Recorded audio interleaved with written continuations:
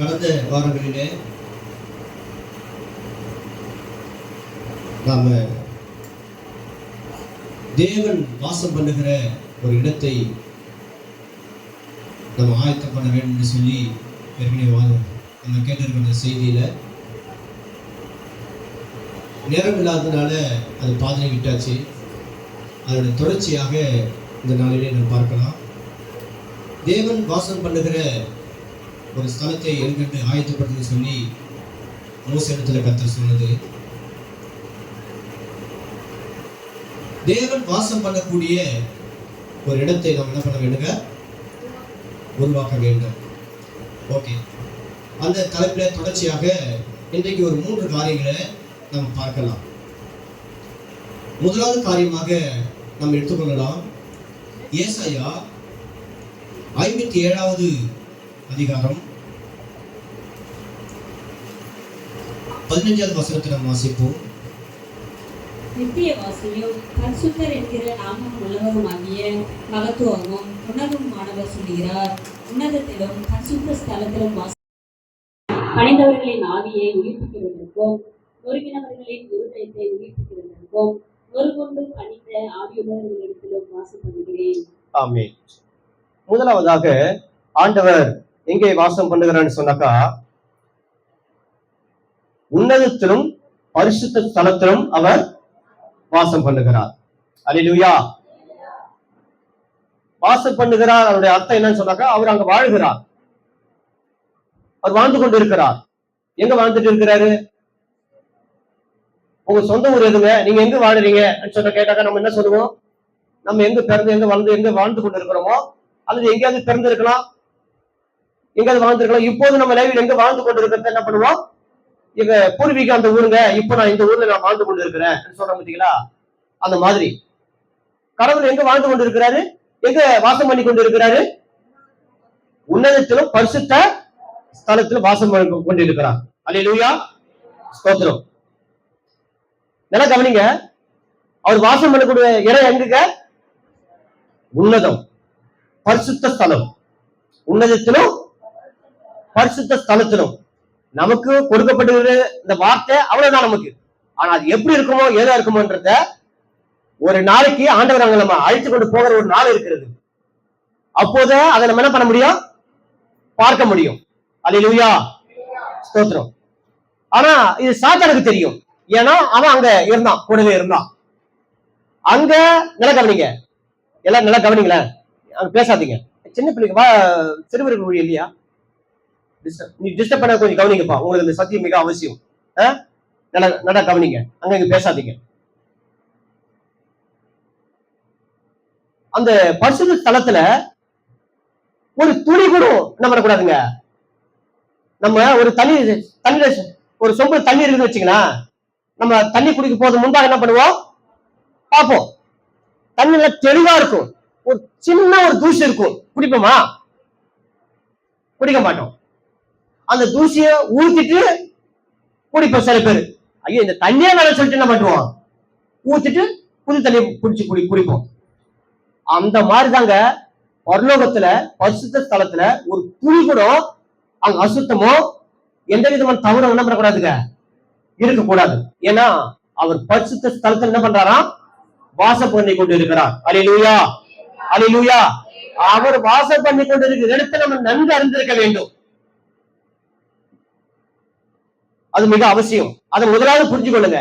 தேவன் எப்படிப்பட்ட இடத்துல வாசம் பண்ணி கொண்டு இருக்கிறார்?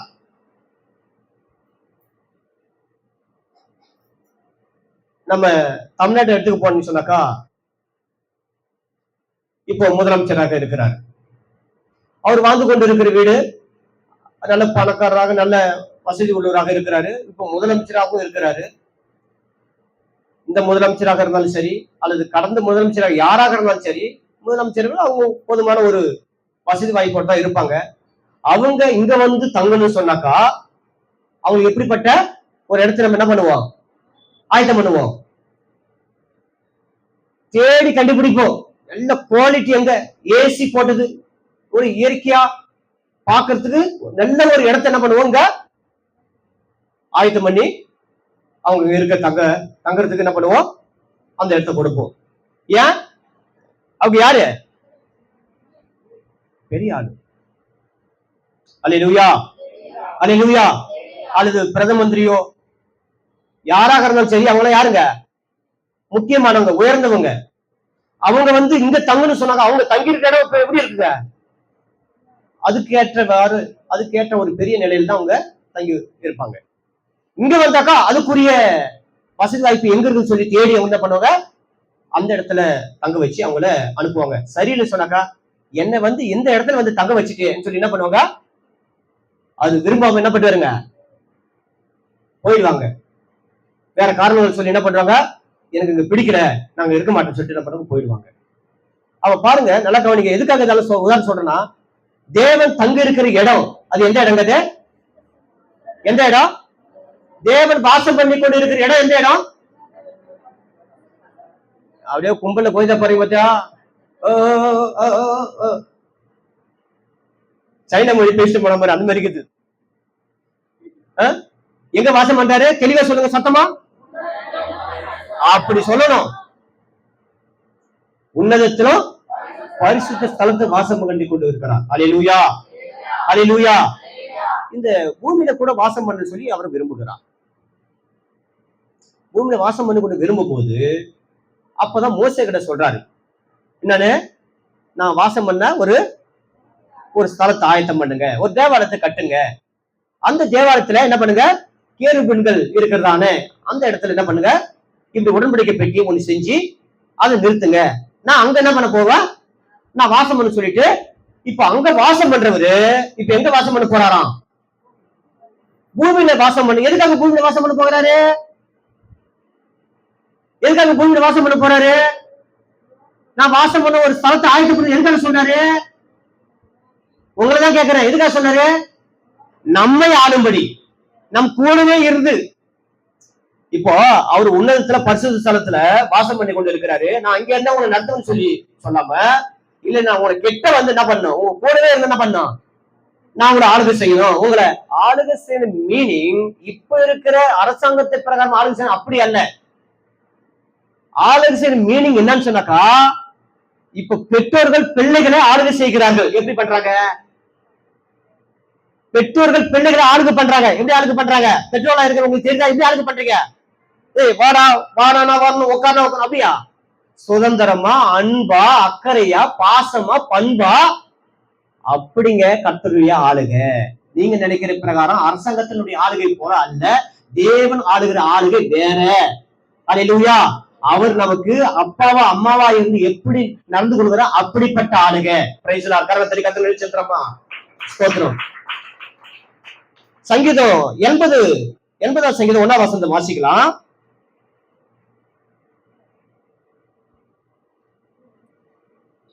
சீக்கிரமா எடுங்க.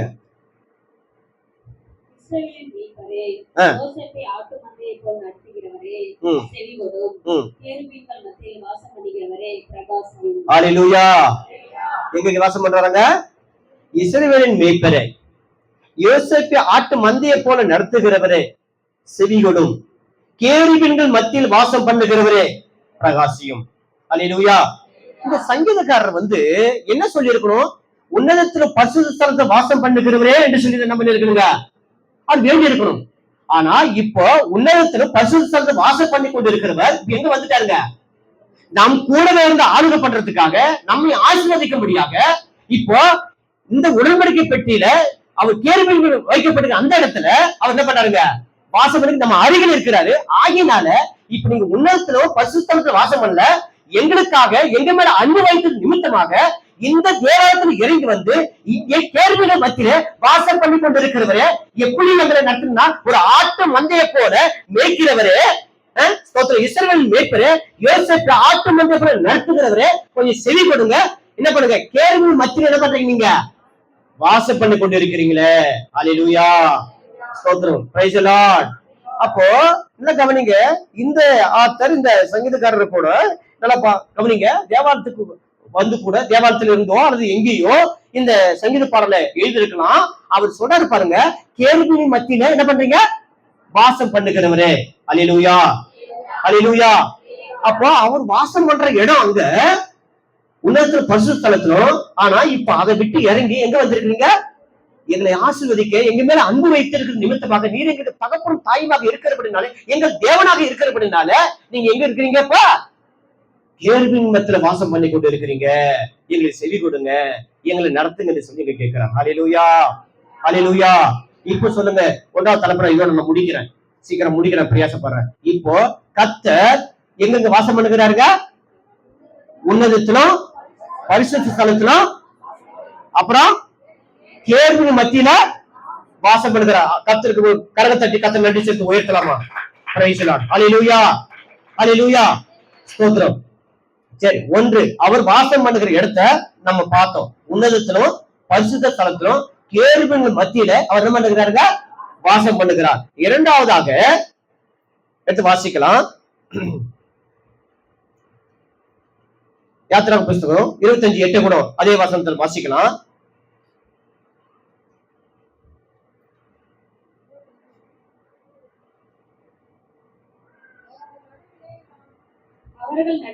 அவர்கள் நடுவிலே வாசம் பண்ண எனக்கு ஒரு பரிசுத்த ஸ்தலத்தை உண்டாக்குவவர்களாக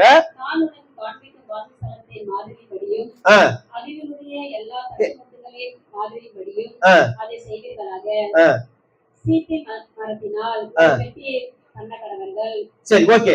அவர்கள் நடுவிலே நான் வாசம் பண்ண எனக்கு ஒரு பரிசுத்த ஸ்தலத்தை என்ன பண்ணுங்க? உண்டாக்குவீர்களாக. இரண்டாவதாக எங்க ஸ்தலத்துல என்ன பண்றாருங்க? வாசம் பண்ணி, அதாவது பரிசுத்த ஸ்தலம் என்கிறதான தேவாலயத்துல வாசம் பண்ணி, தேவாலயத்துக்கு வருகிறவர்களை ஆசீர்வதிக்க, தேவாலயத்துக்குள்ள இருக்கிறவர்களை நடத்த, ஆட்டு மந்தை போல நடத்த அவர் என்ன பண்றாருங்க? இரண்டாவதாக அவர் அதாவது இங்க வாசிக்கிற பிரகாரமாக பரிசுத்த ஸ்தலத்துல இது என்னவா மாறுது? தேவாலயம் என்னவாக மாறுது? இப்ப அங்க இருக்கிற பரிசுத்த ஸ்தலம் அவர் வாசம் பண்ணுகிற இந்த இடமும் எப்படிப்பட்ட இடம் மாறணும்? ஒரு பரிசுத்த ஸ்தலமாக மாறக்கூடாது. அதனாலதான் தேவாலயத்துக்கு வந்தாங்க, ஆலயம்டா இது, இந்த ஆலயம் என்ன பண்ணாத, இதை பண்ணாத, இந்த அசுத்தம் இருக்கக்கூடாது. நம்மளால அப்படியே இருக்குது, நம்மளால எப்படி இருக்குது, எப்படியா இருக்குது. ஒரு சபையில பாத்தீங்கன்னாக்கா, பாஸ்டர் நீங்க மீட்டிங் நடத்தீங்க, உள்ளெல்லாம் உட்காந்து சாப்பாடெல்லாம் கூடாது.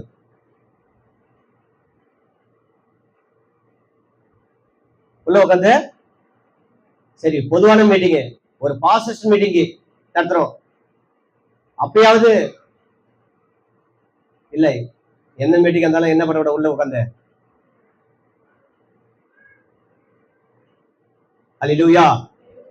தப்போ ரைட்டோ நமக்கு அது தேவையில்லாத விஷயம். ஏன்னா இந்த புதிய ஏற்பாடு காலத்துல, இந்த புதிய ஏற்பாடு சபையில என்ன இல்ல, ஆண்டவரு அங்க இல்ல, எங்க இருக்கிறாரு? அதை நம்ம பிறகு நம்ம பார்க்க போகிறோம். அல்லேலூயா, ஸ்தோத்திரம். சுத்தமா வச்சுக்க வேண்டியதுதான், இல்லைன்னு சொல்ல. இந்த சபைய ஆலயத்துல ஆண்டவர் வாசம் இருக்கிற இடத்துல சுத்தமா வச்சுக்க வேண்டியதுதான். அதுக்காக நம்ம அங்க போய் ஒரு சரி அந்த சாப்டர் நமக்கு வேண்டாம், ஆலயத்தை நம்ம என்ன பண்ணி வச்சுக்கணுங்க? சுத்தமா நம்ம வச்சுக்க வேண்டும். நம்ம யாரையும் கம்பேர் பண்ணி அவங்க இப்படி புறப்பட்டாங்கன்னா அது நமக்கு தேவையில்லாத விஷயம், அதை நம்ம விட்டுடுவோம், தேவையில்ல. ஆனா நாம இங்க உட்காடுறோம், சாப்பிடுறோம், நம்ம ஆலயத்தை பத்தி பேசிக்குவோம். அப்போ உடனே என்ன பண்ணுங்க? அதை சுத்தம் பண்ணிடுறீங்க. என்ன பண்றீங்க? சுத்தம் பண்றீங்க, நல்ல விஷயம். ஏன்னா இது தேவனுடைய ஆலயம், எல்லாருமே பங்கு பெறீங்க. இதுக்காக ஒரு சிஸ்டர் என்ன பண்றாங்க, எல்லாரும் கூட சாப்பிட்டு ஓடிடுறீங்க, எவ்வளவு சோறு இறக்கிறீங்களோ எது பண்றீங்களோ நீங்க பண்ணிட்டு போயிடுறீங்க. ஆனா ஒரு நபர் இதுக்காக என்ன பண்றாங்க? இது ஆண்டவர் வாசம் பண்ணுற இடம் சொல்லி என்ன பண்றாங்க? அதை சுத்தம் பண்ணிட்டு பெருகிட்டு தான் என்ன பண்றாங்க? இடத்த விட்டு போறாங்க. அது மட்டுமா, நம்ம சாப்பிட்ற தட்டு, நமக்கு ஆக்கப்பட்ட, நமக்கு சமைக்கப்பட்ட அந்த குண்டாலெல்லாம் கூட என்ன பண்ணிட்டு போறாங்க? அதை சுத்தம் பண்ணிட்டு போறாங்க. கண்டிப்பா அவங்கள அளவில்லாம கர்த்தர் ஆசீர்வதிப்பார். பரலோகத்துல மிகுந்த கேடுகளை கர்த்தர் வச்சிருக்கிறார். அல்லேலூயா. நமக்கு சாப்பாடு கொடுக்கறதா நமக்கு தெரியும், சாப்பிட்டு போறதா நமக்கு தெரியும். மீதி எல்லாம் இவ்வளவு வேலை நடக்குது இந்த சபையில. ஏன்? ஆண்டவர் என்ன பண்றாரு? இந்த இடத்துல ஆண்டவர் தொழுது கொள்ளும் இடமாக இருக்கிறதுனால இதை நம்ம என்ன பண்ணிக்கணுங்க? சுத்தமா வைத்துக் கொள்ள வேண்டும். அல்லேலூயா.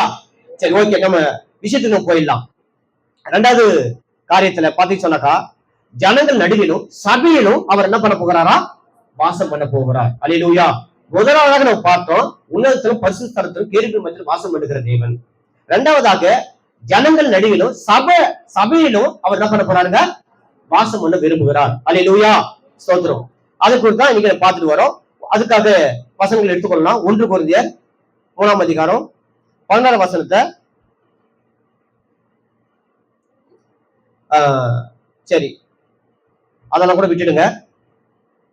2 கொரிந்தியர் எடுத்துங்க. 2 கொரிந்தியர் 6ஆம் அதிகாரம் 16 வசனம். 2 கொரிந்தியர் 6ஆம் அதிகாரம் 16 வசனத்தை வாசிங்க. தேவனுடைய ஆலயத்துக்கும் விக்கிரகங்களுக்கும் சம்பந்தம் ஏது? நான் அவர்களுக்குள்ளே வாசம் பண்ணி அவர்களுக்குள்ளே உலாவி அவர்கள் தேவனாயிருப்பேன், அவர்கள் என் ஜனமாய் இருப்பார்கள் என்று தேவன் சொன்னபடி நீங்கள் ஜீவனுள்ள தேவனுடைய ஆலயமாய் இருக்கிறீர்களே. ஆனபடியால் நீங்கள் அவர்கள் நடுவிலிருந்து புறப்பட்டு பிரிந்து போய் அசுத்தமானதை தொடாதிருங்கள் என்று கர்த்தர் சொல்லுகிறார். அப்பொழுது நான் உங்களை ஏற்றுக்கொண்டு உங்களுக்கு பிதாவாய் இருப்பேன், நீங்கள் எனக்கு குமாரரும் குமாரத்திகளுமாய் இருப்பீர்கள் என்று சர்வ வல்லமையுள்ள கர்த்தர் சொல்லுகிறார். ஓகே, இரண்டாவதாக நம்ம வாசிக்கலாம். எபேசியர் புத்தகத்துல எபேசியர் 2ஆம் அதிகாரம் 20ல இருந்து வாசிக்கலாம். எபேசியர் 2ஆம் அதிகாரம் 20, 21, 22 வசனத்தை நம்ம வாசிக்கலாம்.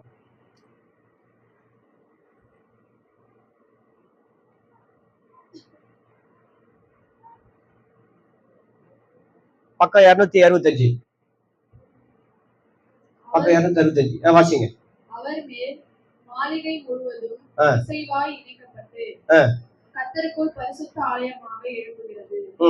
அவர் மேல் நீங்களும் ஆவியினாலே தேவனுடைய வாசஸ்தலமாக கூட்டி கட்டப்பட்டு வருகிறீர்கள். ஆமா, என்ன இந்த இவ்வளவு செத்து அப்போஸ்தலர் 20 வசனத்தில் வாசிக்கிற பாருங்க. அப்போஸ்தலர் தீர்க்கதரிசிகள் என்பவருடைய அஸ்திபாரத்தின் மேல் கட்டப்பட்டவர்களுமாய் இருக்கிறீர்கள், அதற்கு இயேசு கிறிஸ்து தாமே மூளைக்கல்லா இருக்கிறாரு. நல்ல கவனிங்க. சபை இப்போ ஏற்கனவே இருந்த மோசே மூலமாக உண்டாக்கப்பட்ட சபைக்கும் இயேசு கிறிஸ்து மூலமாக உண்டாக்கப்பட்ட சபைக்கும் உள்ள வித்தியாசம் பாருங்க. ஓகேங்களா? நம்ம எனக்கென்று நான் தங்க ஒரு பரிசு தளத்தை உண்டாக்குன்னு சொன்னா பாத்தீங்களா, அந்த சாப்டர் அப்படியே முடிச்சிட்டோம். ஏன் முடிச்சு சொன்னாக்கா, அது பழைய ஏற்பட்ட காலத்து சபை, அதை பத்தி நமக்கு வேண்டாம். அதை பத்தி நேரத்தை நம்ம அதுக்கு ஒரு நேரம் இருக்குது, அந்த நேரத்தை செலவிட வேண்டாம், அது இருக்கட்டும். இப்போ அவர் வாசம் பண்ணுகிற இன்னொரு ஆலயம், 2வது ஆலயமாக அந்த ஆலயத்தை என்ன பண்ண போகிறாராம், அவர் வாசம் பண்ண விரும்புகிறார். அதுக்காக தான் 2வது தலைப்புல நம்ம எடுத்துக்கொண்டது ஜனங்கள் நடுவிலும் சபை நடுவிலும் அவர் என்ன பண்ண போறாரு, வாசம் பண்ண போகிறாரு. அது எப்படி கட்டி எழுப்புகிறாரு, அப்படி கட்டி எழுப்பப்பட்ட அந்த இடத்துல அவர் எப்படி வாசம் பண்ணுகிறாருன்றத அப்போஸ்தலர் பவுல் அழகாய் எபேசியருக்கு சொல்லும்போது அவர் சொல்றாரு என்னவா, அப்போஸ்தலர் தீர்க்கதரிசிகள் என்னுடைய அஸ்திபாரத்தின் மேல் கட்டப்பட்டவர்களாய் இருக்கிறீர்கள், அதற்கு இயேசு கிறிஸ்து தாமே மூளைக்கல்லாய் இருக்கிறாரு. அல்லேலூயா, அல்லேலூயா. நல்ல கவனிங்க. ஒரு மனுஷன் இப்போ ஒரு தேவாலயமாக மாறுகிறான். எல்லாருக்கும் தெரிஞ்ச விஷயத்த நான் என்னால சீக்கிரமா நான் போயிட்டு பேசி முடிக்க பாக்குறேன். நான் ஒரு மனுஷன் தேவாலயமாக என்ன பண்றாங்க, மாறுறான். ஏற்கனவே தேவாலயம் கட்டிடமாக இருந்துச்சு. இப்போ அந்த கட்டடத்தை எப்படி கட்டுறான்னு சொன்னாக்கா, ஒவ்வொரு விசுவாசிகளை கொண்டு, ஒவ்வொரு நபர்களை கொண்டு, ஒருவர் யாருன்னா அப்போஸ்தலர், இன்னொருத்தர் யாருனாக்கா தீர்க்கதரிசி, இன்னொருத்தர் சுவிசேஷகர், இன்னொருத்தர் யாரா, இப்படி சுருக்கமா அவர் சொல்லி முடிக்கிறார். 2 பேரை வச்சு அப்போஸ்தலர் தீர்க்கதரிசி சொல்லி முடிச்சுட்டாரு. இப்படி அப்போஸ்தலரை கொண்டும் தீர்க்கதரிசியை கொண்டும் இதுக்கு மூளைக்கல்ல யாரு இருக்கிறாருங்க, இதுக்கு மூளைக்கல்லு இயேசு கிறிஸ்து. இப்படி கட்டப்பட்டதான இந்த கட்டளை யாரா இருக்க, இங்க நம்ம கூடி வந்திருக்க நம்ம அனைவரும். அல்லேலூயா, அல்லேலூயா. இப்படி அப்போஸ்தலர்கள் தீர்க்கதரிசிகள் இந்த கல்லுக்கு, அப்போஸ்தலர் என்ற ஒரு கல்லு, தீர்க்கதரிசி என்கிற ஒரு கல்லு, இது இந்த கல்லுக்கெல்லாம் மூலக்கல்லா இருக்கிற இன்னொரு கல் யாருங்க, இயேசு கிறிஸ்து என்கிற மூலக்கல்லை வச்சு என்ன பண்ணப்படுதுங்க, கட்டப்பட்டு வருகிறது. அல்லேலூயா. இப்படி நல்லா கவனிங்களா, மூலக்கல்லா இருக்கிறார், அவர் மேல் மாளிகை முழுவதும். இது எப்படியா இருக்குதுங்க, இப்ப நம்ம கூடி இருக்கு எப்படியா, இது ஒரு மாளிகையாம். அல்லேலூயா. நம்ம கூடி வந்திருக்கோம் பாருங்க, இது என்ன வருது, இது ஒரு மாளிகையாக கட்டப்பட்டு வர்றோம். அது இந்த மாளிகையாக கட்டப்பட்டு வர்றது எப்படி கட்டப்பட்டு, அப்போஸ்தலர் தீர்க்கதரிசிகள், இதுக்கு மேலாக மூலக்கல்லா இருக்கிறது இயேசு கிறிஸ்துவை கொண்டு இந்த ஆலயம் எப்படி கட்டப்பட்டு வருதுங்க, மாளிகையாக கட்டப்பட்டு வருகிறது. ஒரு அழில சொல்லலாமா, புரிஞ்சுதுங்களா, நான் சொன்னது புரிஞ்சுங்களா? மாளிகையாக என்ன பண்ண பாருங்க, கட்டப்பட்டு வருகிறீர்கள். அவர் மேல் மாளிகை முழுவதும் இசைவாய் இணைக்கப்பட்டு கர்த்தருக்குள் பரிசுத்த ஆலயமாக எழும்புகிறது. அவர் மேல் நீங்களும் ஆவினாலே தேவனுடைய வாசஸ்தலமாக கூட்டி கட்டப்பட்டு வருகிறீர்கள். அல்லேலூயா, அல்லேலூயா, அல்லேலூயா. ஸ்தோத்திரம். நம்ம எல்லாரும் சேர்ந்துதான் என்னது ஒரு சபை, ஒரு ஆலயம், மாளிகையாக இணைக்கப்பட்டு தேவன் வாசம் பண்ணுகிற ஒரு இடமாக, வாசம் பண்ணுகிற இடமாக மாறுகிறது. அல்லேலூயா, அல்லேலூயா, ஸ்தோத்திரம். இன்னொரு வசனம் வாசிக்கிறேன். அப்ப இது இன்னும் கூட நான் விலக்கி காட்டுறேன் பாருங்க. மத்திய புத்தகத்துல மத்திய 18ஆம் அதிகாரத்துல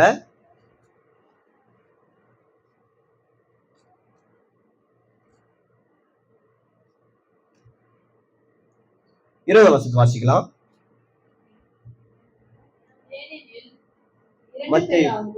ஏனெனில் 2 பேராவது 3 பேராவது என் நாமத்தினாலே எங்கே கூடி இருக்கிறார்களோ அங்கே அவர்கள் நடுவிலே இருக்கிறேன் என்றார். அல்லேலூயா, அல்லேலூயா. நல்ல கவனிங்க. இது சபைக்கான, சபையில ஆண்டவர் வாசம் பண்ணுகிற ஒரு இடமாக இருக்கிறது. சபையில சபையிலும் சரி, ஜனங்கள் மத்தியிலும் சரி, எப்படி அவர் வாசம் பண்ணுகிறான்ங்கிற குறித்துதான் நம்ம பார்த்துக்கிட்டு வருகிறோம். முதலாவதாக பார்த்தது அவர் உன்னதத்தில் பரிசுத்தத்தில் வாசம் பண்ணுகிறாரு. இரண்டாவதாக அவர் தேவாலயத்தில் இருந்து கொண்டு அவர் நம்ம நடத்த முடிய வாசம் பண்ணுகிற வந்திருக்கிறாரு. அந்த பழைய ஆலயம் போயிடுச்சு. இப்ப புதிய ஆலயமாக இயேசு கிறிஸ்து மூலமாக கட்டப்பட்டு வருகிற ஒரு ஆலயம் தான் என்ன ஆலயம் சொல்லி எபேசியர்ல நம்ம படிச்சோம். அது இசைவாய் இணைக்கப்பட்டு ஒவ்வொரு விசுவாசியும் இசைவாய் ஆம் சகோதரே ஆம் சகோதரியே சொல்லி இசைவாய் இணைக்கப்பட்டு, ஓ நம்பிக்கை தான் என் நம்பிக்கை, நீ இந்த வசனத்தை என்ன பண்ற, நீ நம்புற, நானும் அதே வசனத்தை நான் நம்புறேன். இயேசு கிறிஸ்துவ நீ நம்புற, அதே இயேசு கிறிஸ்துவ நான் நம்புறேன். இயேசு கிறிஸ்து ரத்தத்தினால என் பாவங்கள் மன்னிக்கப்பட்டு, உனக்கும் அதே போல இயேசு கிறிஸ்துனால தான் உன் பாவங்கள் என்ன பண்ணப்பட்டுங்க, மன்னிக்கப்பட்டது. இப்படி நாம யாராக இருக்கிறோம், இயேசு கிறிஸ்துவ மூலமாக நீ ஒரு கல்லாகவும் நான் ஒரு கல்லாகவும் அப்போஸ்தலர் ஒரு கல்லாகவும் தீர்க்கதரிசி ஒரு கல்லாகவும் இதுக்கு எல்லாவற்றுக்கும் மேலாக மூளைக்கல்லா இருக்கிற இயேசு கிறிஸ்துவை கொண்டு இந்த ஆலயம் இயேசுவா இணைக்கப்பட்டு, இயேசுவானா நம்ம எல்லாரும் அப்படியே கை கோத்து சங்கிலி ஜெபிக்க சொல்ல பத்தியா, அது போல ஒரே கர்த்தரை, ஒரே தேவனை, ஒரே ஆண்டவரை ஏகோபித்து ஆண்டவரை தொழுது கொள்ளும்படியாக நம்ம இயேசுவை இணைக்கப்படுற பாருங்க. இதுதான் ஆலயம். அல்லேலூயா. இந்த இடத்துல தான் வாசம் பண்ண சொல்றாரு. அப்போ இப்படி ஒன்றாக 2 பேர் 3 பேராவது, அப்ப நம்ம நிறைய போட்டோ வந்திருக்கிறோம், இவ்வளவு போட்டோ கூட வரலங்க சொல்லி 2 3 பேராவது, 3 பேர் கூட இல்ல 2 பேரு கூடி இருந்தா, அல்லேலூயா, சோத்திரம். 2 பேர் 3 பேர் எங்க என் நாமத்தினால, இயேசுவின் நாமத்தினாலப்பா உன் சமூகத்துல இன்னைக்கு நம்ம வந்திருக்கிறோம் சொல்றோம் இல்லையா, ஏன் சமூகம் அப்ப அவர் சமூகமாக மாறுகிறது. 2 பேரு இயேசுவினால, இயேசுவின் நாமத்தை கொண்டு நம்ம கூடி வந்திருந்தா அங்க என்ன பண்றாரா, வாசம் எடுக்கிற. கரங்கள் தட்டி கர்த்தருக்கு நன்றி செலுத்தணுமா. அல்லேலூயா. ஆகினால் தான் பிரியமானவர்களே, நீங்க உங்க வீட்டுல கணவன் மனைவியாக இருந்தா கை கொத்தி ஜெபிங்க, அல்லது கணவன் இல்லாத இருக்கும் போது, அல்லது வெளியில வேலைக்கு போயிருந்தாலும் கூட உங்க பிள்ளைகளை கூப்பிட்டு என்ன பண்ணுங்க, உட்காருங்க, நம்ம ஜெபிக்கலாம் சொல்லி அங்க நம்ம கூடி ஜெபிக்கும் போது அங்க என்ன பண்றாருங்க கர்த்தர், அதுதான் சொல்றாரு. ஏனெனில் 2 பேராவது 3 பேராவது நாமத்தினால எங்கே கூடி இருக்கிறோம் அங்கே நான் அவர் நடுவில் என்ன பண்றேன், இருக்கிறேன். அல்லேலூயா. அங்க நடுவில் நான் இருக்கிறேன். ஆகினாதான் 2 பேரும் கூடுறத என்ன பண்ணுங்க, அலட்சியம் பண்ணக்கூடாது. அல்லேலூயா. சபை கூடுகளை என்ன பண்ணக்கூடாதுங்க, அலட்சியம் பண்ணக்கூடாது. நான் வீட்டுல இருந்தே ஜெபிக்கிறேன் சொல்ற பாத்தீங்களா, அவங்களுக்கெல்லாம் இது உகந்த ஒரு வார்த்தை. சபைக்கு வருவது அத்தனை மேலான ஒரு விஷயம். அல்லேலூயா. சொல்றேன், சபைக்கு அதுதான் இசைவை இணைக்கப்பட்டு என்ன பண்ண கூட்டி சேர்க்கப்படுகிற. ஆமா, இந்த வீட்டுல ஜெபிக்கிறான், அங்க சபைக்கெல்லாம் போக கூடாது, அதெல்லாம் கல்ட்டு சொன்னாங்க வச்சுக்கா, சொல்றேன் நீ தாண்டா கல்ட்டு சொல்லிட்டு என்ன பண்ணுங்க, சபை கூடுகளை விட்டு விடாதபடிக்கு சபையில நம்ம என்ன பண்ணுவோம், ஸ்தோத்திரம். அன்றைக்கு நோவா கட்டண சபை என்னங்க பேழைன்னு சொன்னாக்கா, இன்றைக்கு பேழையா இருக்கிறது எதுங்க, இந்த சபை. அல்லேலூயா. சபைக்குள்ள இருக்கிறவன் தான் யாருங்க பாதுகாப்பா இருக்க முடியும். அன்றைக்கு எத்தனை பேர் பாதுகாப்பா இருந்தாங்க, பேழைக்குள்ள போனவங்க தான் பாதுகாப்பா இருந்தவங்க. இன்றைக்கு பேழையாகிய இந்த சபைக்குள் இருக்கிறவங்க எப்படி இருக்கிறாங்க, பாதுகாப்பா இருக்கிறார்கள். அல்லேலூயா. ஆகினாத்தா அப்ப இன்னும் கூட சொல்ல போனாக்கா, ஏதோ சபைக்கு வந்துட்டா அந்த சடங்கை நான் சொல்ல வரல, அதுல பாதுகாப்பு இல்ல. சபைக்கு வந்துட்டா இருக்கிறாங்க பாத்தீங்களா, அந்த பாதுகாப்பு இல்ல. நம்ம ஒருத்தருக்கு ஒருத்தரை பழகி ஒருத்தருக்காக ஒருத்தர் தாங்கி ஒருத்தர் நான் உனக்கு என்னம்மா நான் செபிக்கிறேம்மா ஏமா எனக்கு சோர்வா இருக்குது எனக்கு நீ செபிமா இப்படி ஐக்கியப்படுகிறது. சபைக்கு வந்துட்டா மட்டும் போதாது. ஆமா ஸ்தோத்திரம். பாதுகாப்பு கட்சி சொல்லி தவறான கணக்கு போட்டாதீங்க. ஸ்தோத்திரம். நமக்கு ஏதாவது ஒண்ணு நடந்து ஏதாவது ஒண்ணு ஆயிடுச்சுனாக்கா ஐயோ என் சகோதரிக்கு ஆயிடுச்சு துடிக்கணும்.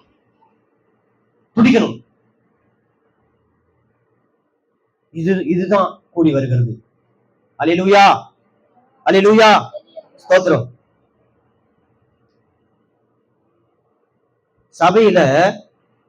சபையில அதாவது வெளிப்பத்தின் விசேஷ சபையை குறித்து இயேசு கிறிஸ்து சொல்லும் போது கூட, யோவானால வெளிப்படுத்தப்பட்ட விஷயத்தை சொல்லும் போது கூட ஒவ்வொரு சபையில இருக்கிற குறைகளை சொல்றாரு இல்லையா, நிறைவுகளும் சொல்றாரு. 2 சபையில ஒரு குறை இல்லாம நிறைவா இருக்குது. மீது 5 சபையில என்னங்க குறைகள். அப்ப அந்த 5 சபையில இருக்கிற அந்த குறைவுகள் நிமித்தமாக நீ மனம் திரும்பிடு. அப்படி மனம் திரும்பணும்னு சொன்னாக்கா நான் என்ன பண்ணுவேங்க, அது ஒரு சபையாகவே இருக்காது. அப்படின்னா நாங்க என்ன பண்ண மாட்டேன், நான் வாசம் பண்ணவே மாட்டேன். அல்லேலூயா. அப்போ அந்த சபையில என்னென்ன இருக்குன்னு சொல்றாரு. அன்பு இல்லாத சபையில இருக்க மாட்டோமா என்றாரா, சொல்றாரா இல்லையா? முதல்ல எடுத்தவனே எபேசு சபைக்கு சொல்றாரு. அப்போ சபையில எல்லா சபையிலும் என்ன இருக்குதுங்க, அன்பு இருக்க வேண்டும். அல்லேலூயா. 2வது எல்லா சபையிலும் 2வதாக காரியம் என்ன இருக்குதுங்க, ஐக்கியம் இருக்க வேண்டும். அல்லேலூயா ஸ்தோத்திரம். ஃபெல்லோஷிப், ஐக்கியம், ஒருத்தருக்கு ஐக்கியப்படுறது. சபையிலேயே ஜாதி மதம் பார்த்துக்கிட்டு இருந்தாக்கா, சபையிலேயே படிச்சவன் படிக்காதன்னு சொல்லி பார்த்துட்டு இருந்தாக்கா, சபையிலேயே அவன் கருப்பு அவன் சேர மாட்டேன்னு சொல்லி கருப்பு செம்மு பிரிஞ்சு இருந்தாக்கா, சபையிலேயே ஒருவேளை அவன் ஒரு இந்திக்காரனாக இருக்கலாம், அல்லது ஒரு மலையாளக்காரனா இருக்கலாம், அல்லது தெலுங்காரங்களா நீ வேற மொழி பேச நாலாயிரம் மொழி பிரிஞ்சு இருந்தாக்கா என்ன இல்லைங்க, ஐக்கியம் இல்லை. ஐக்கியம் இல்லாத சபையில அவரும் இல்லை. அன்பில்லாத சபையில அவரும் இல்லை. நல்லா புரிஞ்சுங்க.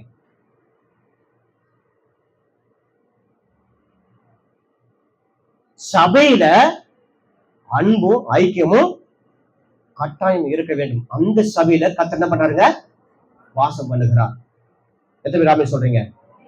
அல்லேலூயா அல்லேலூயா. 3வதாக சபையில ஒழுக்கக்கேடான விஷயங்களை அகற்றி போட வேண்டும். எந்த சபையில ஒரு வாசம் பண்ண சொன்னாக்கா அன்பும் ஐக்கியமும் பொல்லாத காரியங்களை விட்டு விலகி வருகிற சபையில மாத்திரமே அவர் என்ன பண்றாருங்க, வாசம் பண்ணுகிற. ஒரு சுருக்கமா ஒன்று சொல்லி நான் முடிக்கிறேன். 3 இருக்கிற சபையில மட்டுமே தான் அவர் என்ன பண்றாருங்க, வாசம் பண்ணுகிறார். முதலாவது அது உன்னதத்திலும் பரிசுத்த ஸ்தலத்திலும் ஏதுமத்திலும் வாசம் பண்ணுகிறவரு. 2வதாக நம்முடைய சபையில அவர் வாசம் பண்ணுகிறார். அதுவும் புதிய ஏற்பாட்டு காலத்துல அந்த சபை யாருன்னு சொல்லி பார்த்தோம்னு சொன்னாக்கா, நாம் தான் இசையாய் இணைக்கப்பட்டு நாம் எல்லாம் ஒன்றாக்கப்படுகிறதா சபை. அந்த சபையில எப்படிப்பட்ட சபையா இருந்தா அவர் வாசம் பண்றாரு, அன்பும் ஐக்கியமும் பொல்லாத காரியங்களை விட்டு விலகி இருக்கிற அந்த சபையிலே கர்த்தர் வாசம் பண்ணுகிறார். கரங்களை கர்த்தர் நன்றி சொல்லுவோம். அல்லேலூயா. அன்பு ஐக்கியம் இல்லாத பொல்லாத காரியத்தை விட்டு விடாம பொல்லாத சிந்தனைகள். இன்னும் பாருங்க சிஸ்டர், நீங்க அவங்களோட கூட ஜெபம் பண்ணுங்க. இல்லைங்க நான் அவங்க கூட பேச மாட்டேங்க.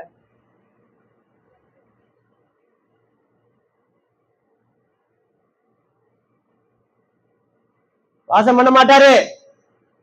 நீ என்ன முட்டி போட்டு நீ படிச்சாலும் ஒண்ணும் நடக்காது. கோபப்படணும். கோபம் 2 விதமான கோபம் இருக்குது. செபிக்க வரலையா கோபப்படு, வேலை வாசிக்கிற பிள்ளை கோபப்படு. நீ எனக்கு அது தரல, நீ என்ன இப்படி சொல்லிட்ட, என்ன இப்படி செஞ்சிட்ட, நான் அவன்கிட்ட இருந்து பேசி வச்சுக்க மாட்டேன். வாசம் பண்ண மாட்டாரு.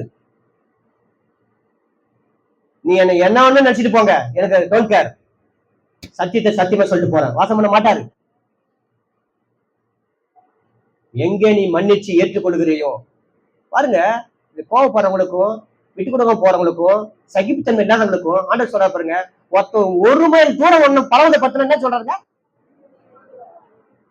உனக்கு ஒண்ணுமே செய்யல, அவன் மேல கோபம்.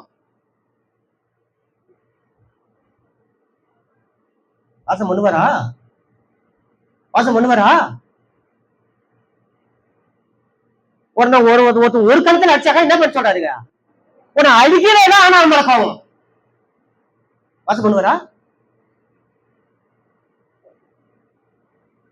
தேவன் வாசம் பண்ண விரும்புகிறார்.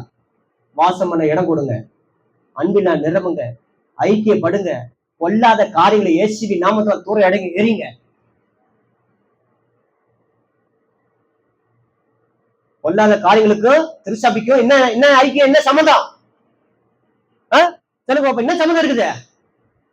தூர எறிவோம். அல்லேலூயா, அல்லேலூயா. அன்பும் ஐக்கியமும் கொல்லாத காரியத்திலிருந்து விடுதலை பெறுகிற அந்த சபையிலே கர்த்தர் வாசம் பண்ணுகிறாக இருக்கிறார். இங்க இருக்கிற ஒரு சின்ன பிள்ளைகிட்டும் கோபம் இருந்திருக்க கூடாது.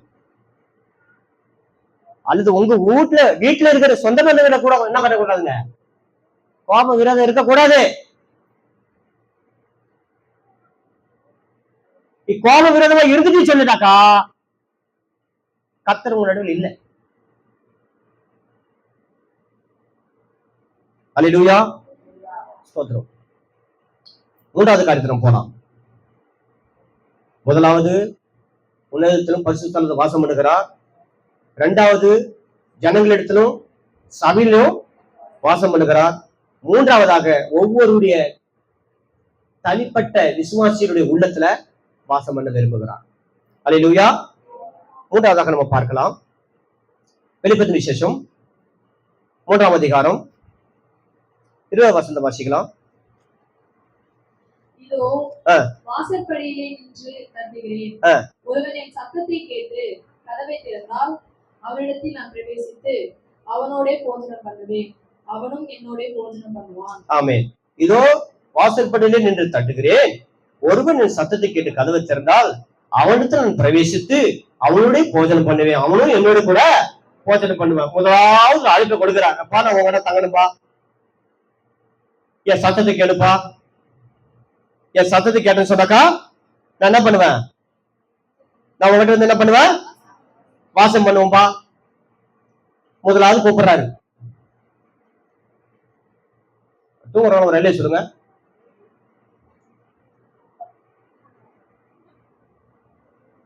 எல்லாம் வீடு பார்த்தா இருக்கிறீங்க.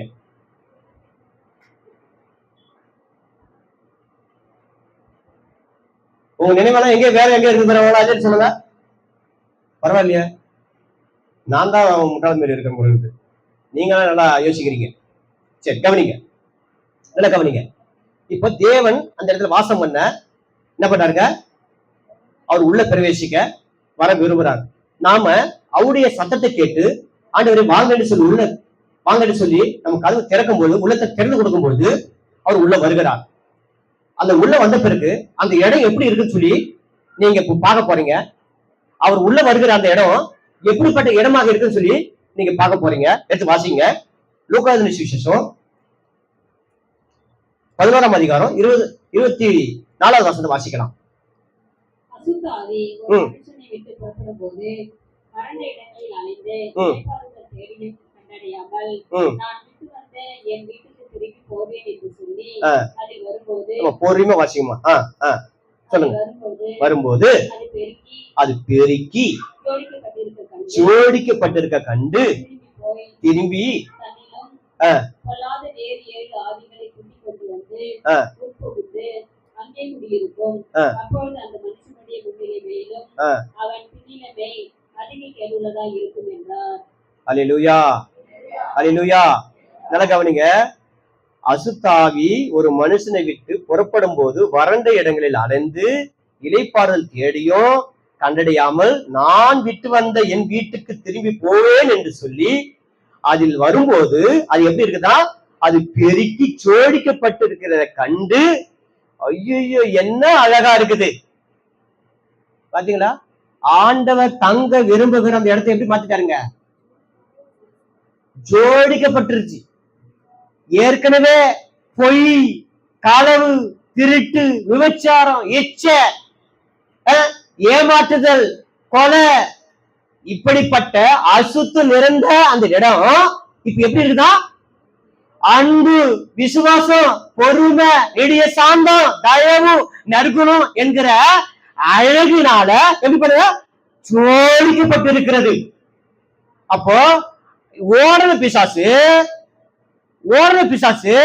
எங்கெங்கயும் போய் தேடி பார்த்துட்டு எந்த இடமும் சரியில்லைன்னு சொல்லிவிட்டு நம்ம முன்னாடி இருந்த இடம் தான் சூப்பரா இருக்குது அங்கேயே போவோம்னு சொல்லிட்டு வந்து பார்த்தா அந்த இடம் எப்படி இருக்குப்பா?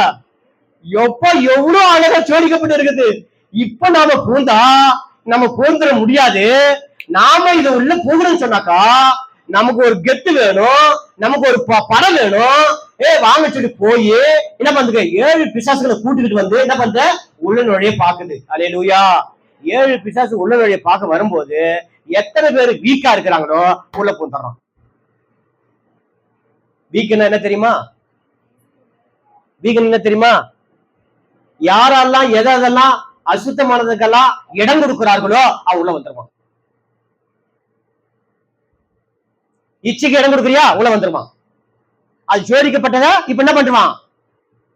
அலங்காரமா இருக்கத்த அலங்கோலமா ஆக்கிடுவான். வந்த உடனே கோபமா உள்ள வந்துருவான். பண ஆசையா உள்ள வந்துருவான். ஒருத்தர் மேல பகையா உள்ள வந்துருவான். இப்படி அலங்காரமா ஜோடிக்கப்பட்டிருக்கிற இடத்த அவனால ஒரு நாளும் உள் பிரவேசிக்க முடியாம என்ன பண்றான்? போயிட்டு எத்தனை பேருக்கு இதை புரியுதுங்க? அப்ப எவ்வளவு ஜாக்கிரதையா இருக்கணும். தேவன் வாசம் பண்ணுகிற இந்த இடத்துல அவர் உள்ள நுழைவதற்கு அவர் வாய்ப்பு கேட்டு இடம் கேட்டு அவரால் நாமளாதான் கொடுத்தோம். அவருக்கு அனுமதி கேட்டு அவர் உள்ள வந்த போது அந்த இடம் அவர் பரிசுத்த உள்ளத்துல வாசம் பண்ணுகிறவரு நமக்குள்ள வந்தாக்கா எந்த அசுத்தமும் இருக்கக்கூடாது சொல்லிட்டு எல்லாவற்றையும் பெருக்கி எல்லா குப்பையும் பெருக்கி நம்ம ஒரு வீட்டுக்கு குத்தனை போகணும்னு சொன்னா என்ன பண்ணுவான்? அந்த வீட்டுக்கு வாடகை போறோம்னு வச்சுக்கலாம், அல்லது ஒரு வீடே புதுசா கூட கட்டி வச்சுக்கணும்னு வச்சுக்கலாம். அந்த வீடு சுத்தமா இருக்குன்னு நினைக்கிறீங்களா? அவன் அந்த சிமெண்ட்டையும் அதையும் போட்டு மாவு அதையும் குப்பை எல்லாத்தையும் போட்டு என்ன பண்ணி வச்சிருப்பான்? குப்பையா வச்சிருப்பான். நம்ம போய் என்ன பண்ணுங்க? தண்ணி ஊத்தி கழுவி மாஸ்க் என்னது மாப்பு போட்டு மாப்போ ஏதோ ஒண்ணு போட்டு தேய்ச்சி அதை தொடச்சி அப்படியே இப்ப பார்த்தா அப்படியே நம்ம முகம் தெரியும். கண்ணாடி போல வச்சுக்கிட்டு என்ன பண்ணுவோம்? உள்ள போவோம். நாமே அப்படி இருந்தா அவர் எப்பேற்பட்ட பரிசுத்தர், அவர் எப்பேற்பட்ட இடத்துல வாசம் பண்ண சொல்லி விரும்புவார். அல்லேலூயா. ஒரு சின்ன அசுத்தம் இருந்தா கூட அவர் வாசம் பண்ண முடியாதுங்க. அல்லேலூயா. எத்தனை பேட உள்ள உடைக்கப்படுதுன்னு சொல்லி எனக்கு தெரியாது. ஆண்டவர் உடைக்கிறாரு. எத்தனை உள்ளத்துல கத்தர் நீங்க வாசம் பண்ண முடியாது, நீங்க உடைக்கிறாரு. கத்தர் உடைக்கிறார். அல்லேலூயா. ஸ்தோத்திரம். இதுக்கு முதலாவதாக என்ன வேணும் தெரியுமா? இப்படி சொல்ற பாருங்க.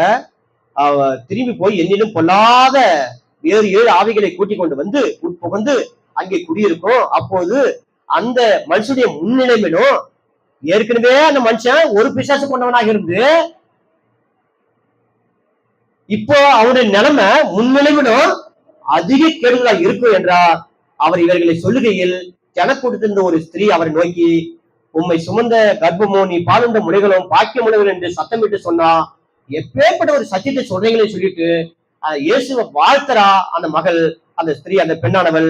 அதற்கு அவர் சொல்றாரு பாரு, அப்படியானாலும் தேவனுடைய வார்த்தை கேட்டு அதை காத்துக் கொள்வர்கள் அதிக பாக்கியவான்கள் என்று சொல்கிறார். அல்லேலூயா. அப்ப நல்லா கவனிங்க. அப்போ இயேசு கிறிஸ்து ஒருவரின் சத்தத்தை கேட்டு கதவை திறந்தா நாம கூட வருவன் சொல்றாரு. அவர் வந்த போது அவர் அந்த இடத்துல இருக்கிற அந்த இடம் ஜோடிக்கப்பட்டு இருக்கும். அப்ப அந்த ஜோடிக்கப்பட்ட இடத்துல பிசாசு நுழைஞ்சு கொள்ளாதபடிக்கு நாம் செய்ய வேண்டியது முதலாவது நம்ம செய்து கொண்டு இருக்க வேண்டியது செய்ய வேண்டியது என்ன தெரியுங்களா? அவர் வசனத்தை எடுத்து வாசிக்கலாம். இன்னொரு வசனம் கூட வாசிக்கலாம். யோவான் 14ஆம் அதிகாரம் 23ஆம் வசனம் வாசிக்கலாம். இயேசு அவனுக்கு பிரயோஜனமாக, ஒருவன் என்னில் அன்பா இருந்தால் அவன் வசனத்தை கை கொள்ளுவான், அவனில் என் பிதா அன்பா இருப்பார், நாங்கள் அவனிடத்தில் வந்து அவனோட வாசம் பண்ணுவோம். கரத்துக்கு கத்து நன்றி செலுத்துங்க. துள்ளி குளிக்கிறது இல்லையா? அவ பாருங்க, இந்த ஜோடிக்கப்பட்ட இடத்த இன்னும் ஜோடிக்கணும்னா இன்னும் எந்த விதமான பொல்லாத 7 அல்லது 14 அல்லது 21 எத்தனை கூட்டிட்டு வந்தாலும் உள்ள நுழையாது இருக்குன்னு சொல்லி விரும்புனீங்கன்னு சொன்னாக்கா, நீங்க செய்ய வேண்டியதெல்லாம் வசனத்தை கை கொள்ளணும். கேட்கலாம் மாத்திரம் இல்லாம வசனத்தை என்ன பண்ணுங்க, கை கொள்ள வேண்டும். ஹல்லேலூயா. அப்ப பாருங்க, அந்த கை கொள்றது கூட அவரிடத்துல அன்பாய் இருந்து, இயேசு அவனுக்கு பிரேத்தமா சொல்றாரு, ஒருவன் என்னிடத்தில் அன்பாய் இருந்தால் அவன் என் வசனத்தை என்ன பண்ணுவான், கை கொள்வான். அப்ப பாருங்க, தேவனிடத்தில் நம்ம அன்பாய் இருந்தா அவர் வசனத்தை கை கொள்வோம். யார வசனத்தை கை கொள்ள மாட்டான்னு சொன்னாக்கா அவருக்கு அன்பா இருக்க மாட்டான். ஆனா வந்து ஆண்டவரே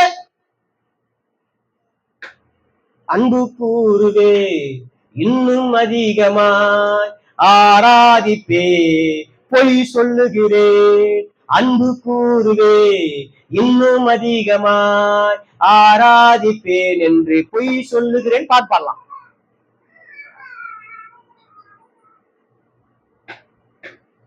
பொய். ஒருவன் கர்த்தரிடத்தில் அன்பா இருந்தா அவன் வசனத்தை கை கொள்ளுவான். வசனத்தை கை கொள்ளுவான். அன்பா இல்லைன்னா வசனத்தை கை கொள்ள மாட்டான். உங்களுடைய ஒவ்வொரு உள்ளத்தை கர்த்தருக்கு உடைக்கிறாரு. ஏன் நம்ம அவர் வசனத்தை கை கொள்ள முடியலனாக்கா அவர் நம்ம நேசிக்கிறார். பாடுற பாடல போய், பாடுற பாட்டு போய். அண்ணா அன்பா இருந்ததாக்கா அவன் வசனத்தை கை கொள்ளுவேன்.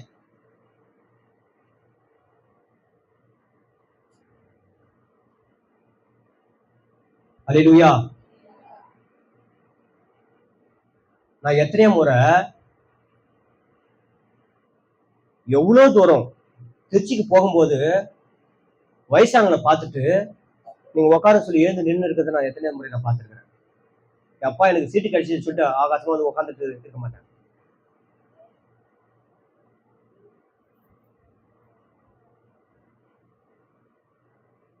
அல்லேலூயா. ஏன் தெரியுமா? அவர்கிட்ட அன்பா இருந்தா நான் வசனத்தை என்ன பண்ணுவேன், கை கொள்ளுவேன். வசனத்தை கை கொள்றதுடைய அர்த்தம் என்னது? நான் கர்த்தரை நேசிக்கிறேன்னு சொல்ற அர்த்தம் என்னது?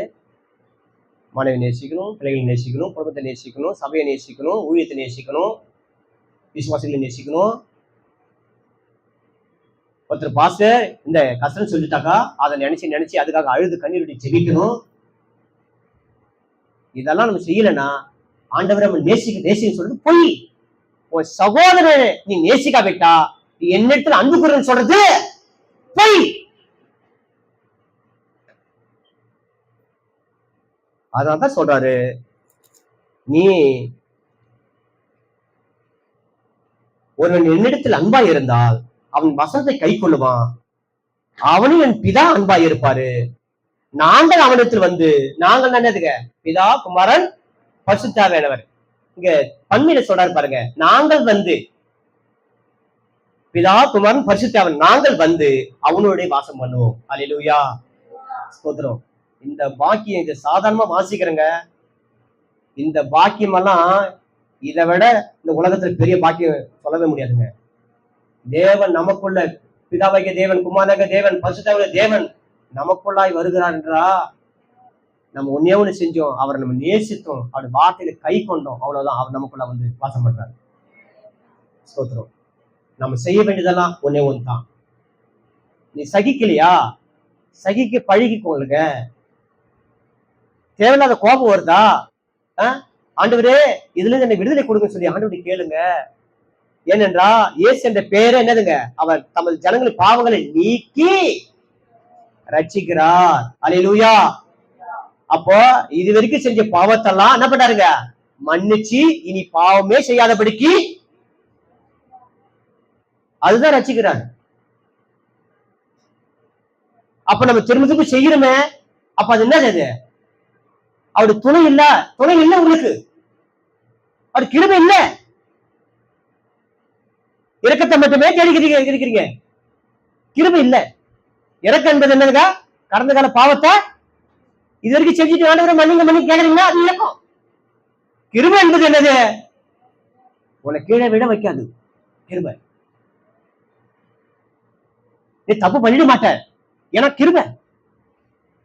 நீ கோவப்பட மாட்ட, கிருபை. நீ யாரு மேல கோபமா இருக்க மாட்ட, கிருபை. சும்மா கிருபை கிருபைங்கிறது பாரத்தில் கிருபை. உன் வாழ்க்கையில கிருபை ருசிக்கணும், கிருபை ருசிக்கணும். கிருபப்பா நான் நிக்கிற கிருபை, இங்க வீழ்ந்திருப்ப கிருபை, இங்க இந்த தப்ப பண்ணிருப்ப கிருபை, தப்ப பண்ணல. இதுதான் கிருபை பெற்றவன். அல்லேலூயா, அல்லேலூயா. ஒத்துங்க, நீங்க விளையாடுகிற எனக்கு கிருபை ஒத்துங்க. கிருபிக்காக ஆண்டது போங்க. யாருக்கு கிருபை தரேன்னு சொல்றாரு? யாரு கிருபை தர்றான்? வாசிங்க. ஏசாயா, ஏசாயா அதே வாசித்து முதல்ல 57:15 வாசிக்கலாம். இரண்டாவது பிற்பகுதியை வாசிக்கலாம். பணிந்த சரி வாசிங்க, மூஷா கூட வாசிங்க. நித்திய வாசியும் பரிசுத்தர் என்கிற நாமம் உள்ளவருமாகிய மகத்துவமும் உன்னதமானது சொல்லுகிறார். உன்னதத்திலும் பரிசு ஸ்தலத்திலும் வாசம் பண்ணுகிற நான். எனக்கு அப்படிங்க அவர் எங்க அங்க வாசம் பண்றாரு, அதை முடிச்சிட்டோம். இப்போ ரெண்டாவதும் ஒரு பகுதி வாசித்து முடிச்சிருக்கோம். எங்க சபையிலும் ஜனத்துல வாசம் பண்ணுகிறான்னு சொல்லிட்டு. மூன்றாவதாக எதை பார்க்க சொன்னாக்கா, தனிப்பட்ட ஒரு விசுவாச இடத்துல இதயத்துல, தனிப்பட்ட ஒரு மனுஷனுடைய இதயத்துல வாசம் பண்ணுகிறார். யார்கிட்ட வாசம் பண்றான்னு நான் பாக்குறோம். வாசிக்குமா. பணிந்தவரின் ஆவியை உயிர்ப்பிக்கிறதற்கும். யார உயிர்ப்பிக்கிறான்னு சொன்னாக்கா, பணிந்தவர்களை உயிர்ப்பிக்கிறார். அப்படின்னா தாழ்மை உள்ளவன், விட்டு கொடுப்பவன், அவன் அவங்கிட்ட வஞ்சகம் இருக்காது, அவங்கிட்ட பொறாமை இருக்காது, அவங்கிட்ட கோபம் இருக்காது. உயிர்த்ததுல பங்கு பெறணுமா? பணிந்த ஆவி உள்ளவன்ற பணிந்தவர்கள் ஆவி உயிர்ப்பிக்கிறதுக்கும் நொறுங்கினவர்கள் இருதயத்தை உயிர்ப்பிக்கிறதுக்கும் நொறுங்குண்டு பணிந்த ஆவிடத்துல வாசம் பண்ணுகிறார். அல்லேலூயா, ஸ்தோத்திரம். மொத்தமா சொன்னாக்கா தாழ்மை உள்ளவனுக்கு கர்த்தர் கிருபை அளிக்கிறார். அந்த நொறுங்குண்டு ஒரு மனுஷன் நொறுங்குன்றான். எப்படி நொறுங்குண்டு இருதயம்? எப்படி எந்த மனுஷன் நொறுங்குண்ட இருதயம்? எந்த மனுஷன் நொறுங்குண்ட இருதயம் சொல்லுங்க. எந்த மனுஷன் இதயம் நொறுங்கப்படுத்து சொல்லுங்க. நொறுங்குண்டதுக்கு வெளி சொல்லுங்க. எந்த இருதயம் நொறுங்குண்ட இருதயம்? எதை நிமித்தம் நொறுங்குடுது? ஐயோ அவங்க இப்படி சொல்லிட்டாங்களே நொறுங்குது, அதுவா? ஐயோ இப்படி பேசிட்டானே, அதுவா? எது நொறுங்குண்டது?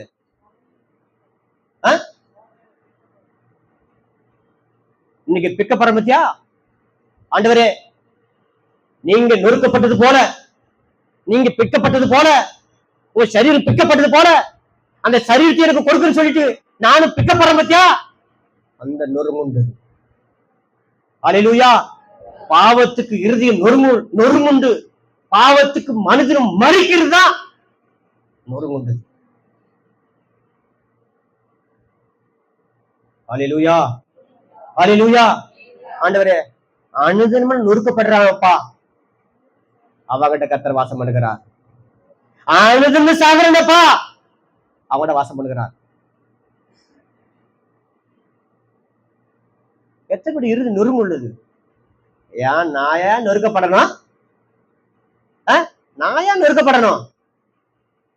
அங்க வாசம் பண்ண மாட்டாரு, வாசம் பண்ண மாட்டாரு. யாக்கோபு சொல்றாரு, சத்தியத்தை அழகா கேக்குறீங்க, கண்ணாடியில முகத்தை பார்த்துட்டு போற மாதிரி போயிட்டே இருக்கிறீங்க, எதுக்குமே கீழ்படி மாட்டீங்க. யாரு? யாக்கோபு. இது இப்ப சொல்லப்படுகிற எந்த சத்தியமும் ஏதோ புதிய ஒரு வெளிப்பாடா இருந்தா இந்நேரம் உங்க இடத்துல கோந்து விட்டு எரிஞ்சிருக்கும்.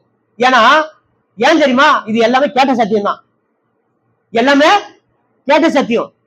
ஏன் தெரியுமா? அது மண்ணில் மேல நம்ம உட்காந்துட்டு இருக்கிறோம், சாரி மன்னிச்சு கொள்ளுங்க. ஏன் தெரியுமா? கடவுள் சொல்றாரு, இறுதியே அப்படின்னு என்ன ஆயிடுச்சான்? கடினப்பட்டு போச்சான். இறுதி கொழுத்து இருக்குது. அப்படின்னா எந்த துள்ளலும் வராதாங்க. அறிவானவர்களே, சகோதர சகோதரிகளே, இந்த வார்த்தை சொல்றேன்னு சொல்லிட்டு நீங்க கஷ்டப்படாதீங்க. இதை மட்டும் பாது உங்க இறுதி நொறுக்கப்படட்டும். அப்போ அதாவது கர்த்தர் வந்து வாசம் பண்ண விரும்புகிறார். வாசம் பண்ண இடம் கொடுப்போம். இதை நொறுக்கப்படட்டும். தப்பே பண்ணல, உன்னை குற்றவாளி ஆக்குறாங்களா? இது நொறுக்கப்படுதா? அப்ப ஐயோன்னு கத்தாதீங்க, ஆண்டவரே நன்றி சொல்லுங்க. என்னங்க, ஐயோ என்ன கதி ஆவானோ அப்படி சொல்லாதீங்க. ஐயோ இப்படி அக்கிரமா செய்யறானே என்ன ஆவாரோ அப்படி சொல்லாதீங்க. ஆண்டவர் துதிங்க. அல்லேலூயா. ஒரு தனிப்பட்ட வாழ்க்கை, மனுஷனுடைய வாழ்க்கையில இறுதி நொறுக்கப்படுகிறவன் என்ன பண்ணுவது தெரியுமா? எடுத்து வாசிங்களேன். சங்கீதம் 23:3 எடுத்து வாசிங்க. சங்கீதம் 23:3.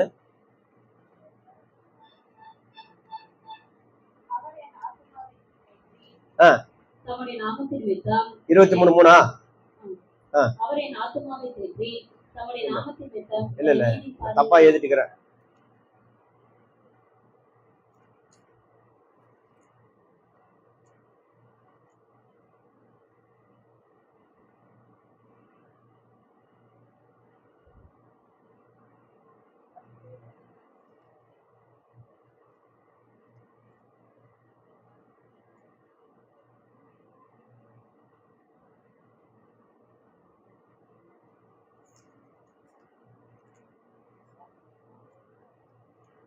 எழுதும்போது தப்பா எழுதிட்டுக்கிறேன்.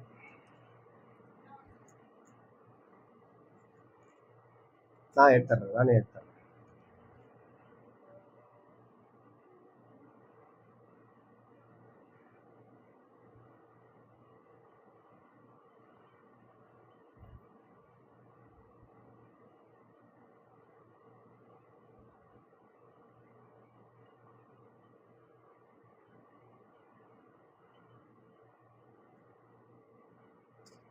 இருபத்தி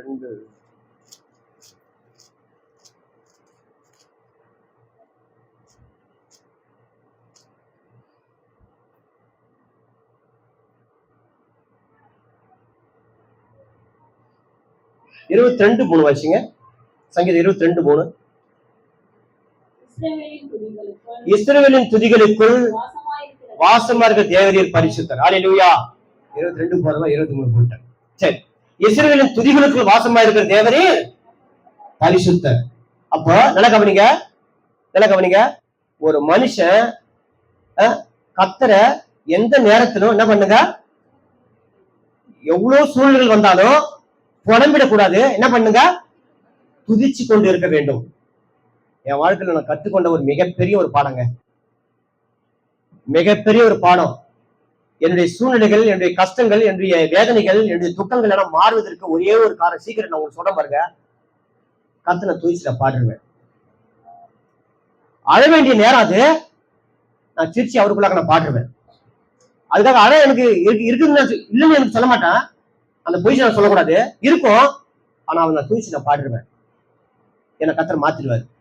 அல்லேலூயா. அப்போ துதிக்கிறவங்கிட்ட கர்த்தர் என்ன பண்றாருங்க? கர்த்தர் என்ன பண்றாரு? துதிக்கிறவங்கிட்ட கர்த்தர் என்ன பண்றாருங்க? துதிக்கிறவங்கிட்ட கர்த்தர் என்ன பண்றாருங்க? அல்லேலூயா. அப்போ துதிக்கிறவருடைய உள்ளத்தை என்ன பண்றாருங்க? வாசம் பண்ணுகிறார். அப்ப கர்த்தர் என்ன பண்ணுங்க? துதிக்க வேண்டும். பவுல் ஷீலாவும் எங்க துதிச்சார்களோ அங்க என்ன பண்றாரு? கர்த்தர் இறங்கி வந்து பெரிய ஒரு மாற்றத்தை கொடுத்தாருங்க. பெரிய மாணவர்களே, நம்ம அநேக சூழ்நிலை சோதிக்கப்படுகிறோம், அநேக பிரச்சனைக்குள்ளாக மாற்றோம். பல்வேறு சூழ்நிலை நம்மள வியாதி ஒரு பக்கம் வந்து மாட்டுகிறது, விளைவு வந்து மாட்டுகிறது. நம்ம இதை இந்த வார்த்தை பேசியே இருக்க மாட்டோம். பொய்யா நம்மளை குற்றம் சாட்டுவாங்க, பொய்யா நம்மளை சொல்லுவாங்க. என்ன பண்ணிடுங்க, அங்க ஒரு சிரிப்பு சிரிச்சிருங்க. கோபம் வரக்கூடாது. அங்க என்ன பண்ணுங்க, சிரிச்சுட்டு என்ன பண்றீங்க? ஆண்டவரே நான் துதிக்கிறேனப்பா. அவங்க மேல ஒரு கோபம் நமக்கு வர வேண்டாம். அவங்க மேல துணியை நமக்கு என்ன பண்ண வேண்டாம், சாபம் நமக்கு வர வேண்டாம். சபிக்கிறவன் ஆணுடைய பிள்ளை கிடையாது. புரிஞ்சுக்கிட்டீங்களா? எந்த ஒரு மனுஷன் சபிக்கிறானோ அவன் இயேசு கிறிஸ்துடைய பிள்ளை இல்லை. பழைய ஏற்பாட்டுல உண்டு. சபிக்கிறேன் சபிப்பேன், ஆசீர்வதிக்கிறேன் ஆசீர்வதிப்பு. பழைய ஏற்பாட்டுல நீங்க பழைய ஏற்பாட்டுக்கு நீங்க கிருபிக்கு கீழ்பட்டு இருந்தாக்க நீங்க என்ன பண்ண மாட்டீங்க. நீங்க யாராவது சபிச்சிருந்தீங்கன்னாக்கா இன்னைக்கே முட்டி போட்டு ஜோம் பண்ணிருங்க. சபிக்கிறேன் தேவட பிள்ளை கிடையாது. நீங்க யாரும் சபிக்க கூடாது. அப்போ உங்களுக்கு பொய்யா உங்க மேல ஏதாவது செஞ்சிருந்தா, என் வாழ்க்கையில என்னை இப்படி பண்ணிட்டு நேர்ந்தார்கள் சொல்லிட்டு தவிர, ஆனா அவங்களை ஒரு நாள் நான் சபிக்க மாட்டேன். ஒரு நாள் அவங்க தீங்கு நான் நினைக்க மாட்டேன். அவங்களுக்கு எதனா அவங்களுக்கு ஒரு குறைவோ ஆபத்தோ ஏதோ நடந்தாலும் நான் கை கட்டி சிரிக்க மாட்டேன். அதுக்காகவும் நான் வருத்தப்படுவேன். என் வாழ்க்கையில அனுபவிச்சுதான் நான் சொல்றேன். இனிமேல பண்ணுவேன் என்றது இல்ல, நான் பண்ணி இருக்கிறேன். அல்லேலூயா, ஸ்தோத்திரம். அப்போ தேவனுடைய பிள்ளைகளை தேவன் நமக்குள்ள வாசம் பண்ண என்ன பண்றீங்க, அவரை துதிச்சிடுங்க.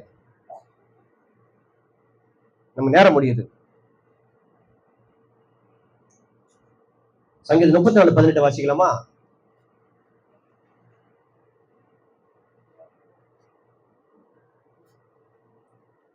சங்கீதம் 34:18 வாசிங்க.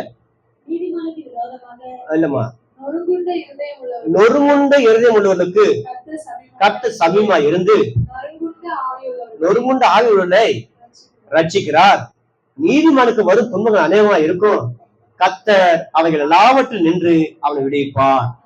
அல்லேலூயா, அல்லேலூயா.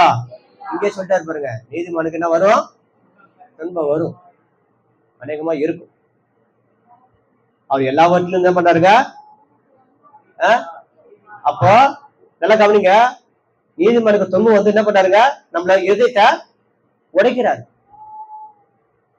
பல்வேறு காரியத்தின் உடைக்கிறாரு. உபத்தின் மூலமாக, சோதனை மூலமாக, துன்பத்தின் மூலமாக உடைக்கிறாரு. பாவங்களை மேற்கொண்டு செய்ய வைக்க முடியாத வருகிற போதெல்லாம் இதயம் உடைக்கப்படுது. இப்படிப்பட்ட நொறுங்குண்ட இதயத்துல எதுக்காக உடைக்கிறாருன்னா, அந்த இடத்துல என்ன பண்ண போறாரு, வாசம் பண்ண போகிறார். அல்லேலூயா, ஆமா, ஸ்தோத்திரம். துன்பம் வரும்போதெல்லாம் துதிக்கிற பத்தியா, எதுக்காக அங்க வாசம் பண்ண போகிறார். அல்லேலூயா, ஸ்தோத்திரம். அதே சங்கீதம் 51 வாசிக்கலாமா? 51:17 வாசிக்கலாம்.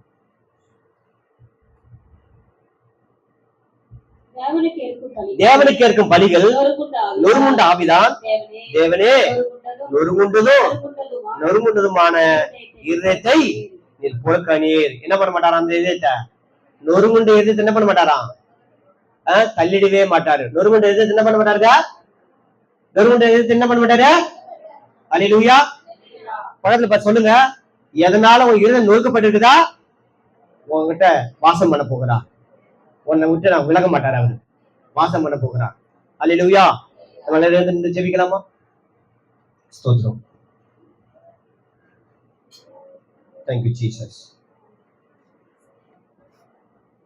அப்படியே பீஸ் போகுது, எனக்கு தெரியுது. ஆமா, அப்படியே போ டைம் என்ன ஆகுது, ஆக ஆக அப்படியே போகுது. ஆமா, தேங்க்யூ ஜீசஸ். எல்லாரும் கர்த்தரை நோக்கி கண்கள் மூடி ஜெபிக்கலாம். தேங்க்யூலா, தேங்க்யூ ஜீசஸ். பரிசுத்தரையை ஸ்தோத்திரிக்கிறோமப்பா. உன்னதத்திலும் பரிசுத்த ஸ்தலத்திலும் வாசம் பண்ணுகிறேன் ஆண்டவரே. சபையிலும் ஜனங்களிடத்திலும் வாசம் பண்ணுகிறேன் ஆண்டவரே. தனிப்பட்ட இருதயத்துல நீர் வாசம் பண்ணுகிறேன் ஆண்டவரே.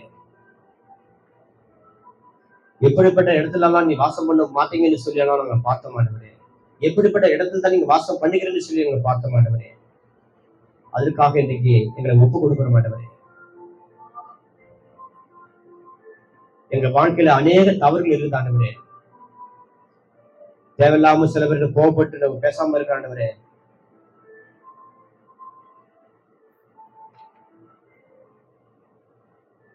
பல வாரங்களாக மனைவிட்டு பேசல, பல மாதங்களாக கணவன்கிட்ட பேசல.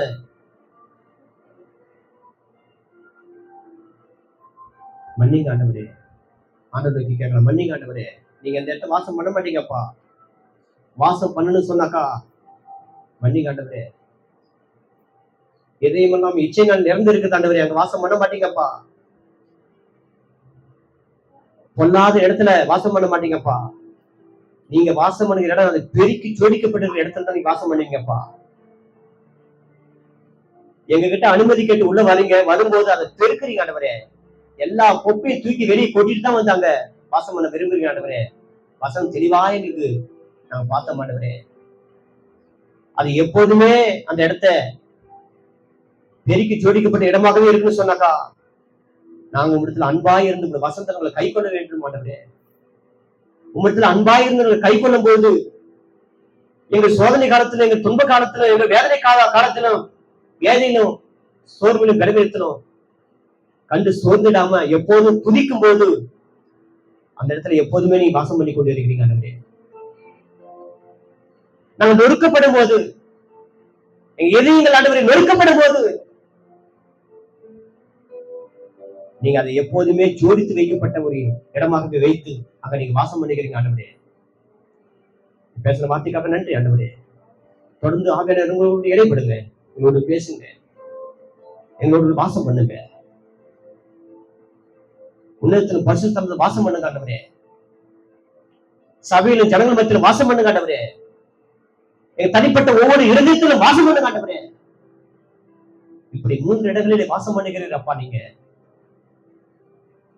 வாசம் பண்ணுங்க, நாமத்தை மையப்படுத்துறாங்க. இந்த தேர்ந்து பகுதியாக கூட போகிறோம். திருந்த ஆராதனை கத்தர் ஆசீர்வதிங்க ஆண்டவரே. இந்த தேர்ந்தெடுப்பதற்கு ஒவ்வொருக்கும் தகுதிப்பட்டு ஆண்டவரே. மற்ற முறைகளை தயவாக மன்னிங்க ஆண்டவரே. பிள்ளைகள் ஜெபித்து மன்னிப்பு கேட்டு இந்த பந்திலே ஒரு கலந்து கொள்ளட்டும் ஆண்டவரே. ஆசீர்வதிங்கப்பா. பிரிவினையை பிசாசு கொண்டு வரங்கப்பா. சமாதான குலைச்சல பிசாசு கொண்டு வரப்பா. அது அவன் தங்குகிற இடம் ஆண்டவரே. சமாதானம் எங்க உண்டோ அங்க தேவன் தங்குகிற இடம் ஆண்டவரே.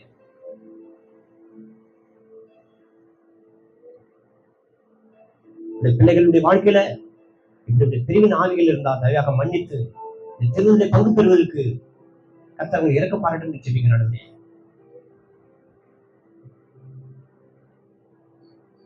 இந்த தவறு அவங்களாதான் செஞ்சுட்டேன், இவங்களதான் செஞ்சுட்டேன்னு சொல்லிட்டு நாங்க அநேக காரணம் காட்டி நாங்க தவறு செஞ்சு விட்டு இன்னைக்கு பாவியாக நிக்கிற ஆண்டவரே.